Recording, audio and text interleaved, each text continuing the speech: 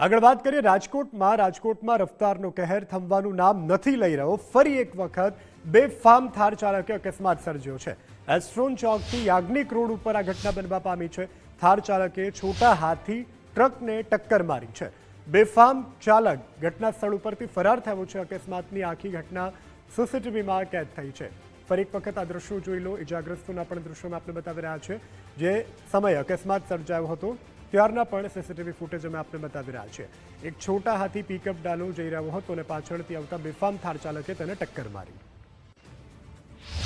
શાંતિથી road cross કરતો હતો, વળતો હતો ત્યારે કોઈ કાર ગાડી હતી નંબર પ્લેટ વગરની, એ ફૂલ સ્પીડમાં આવીને ઠોકી ગયો છે। એમાં થોડું ઘણું લાગ્યું છે અને બાઇકને નુકસાની થઈ છે અને નંબર પ્લેટ નહોતી થારમાં અને એ ફૂલ સ્પીડમાં ભાગ્યો છે। કેટલા છે ને થાર ગાડી એવી હતી અને અહીંયા અમે વળાંક વાળતા હતા, એ ભાઈએ છે ને ઓચિંતાની પેલા બ્રેક મારી અને પછી ડાયરેક્ટ છે ને એક્સિલેટર દબાવ્યો એટલે મારી આગળના ભાઈ અને મારી માથે છે ને હોન્ડા ચડાવીને વયા ગયા ભાઈ। અને લાગ્યું છે ઓલા ભાઈને લાગ્યું છે ને મારો પગ હજી હલતો નથી ગોઠણથી નીચે। નંબર પ્લેટ અને કાળા કાચ વાળી ગાડી હતી।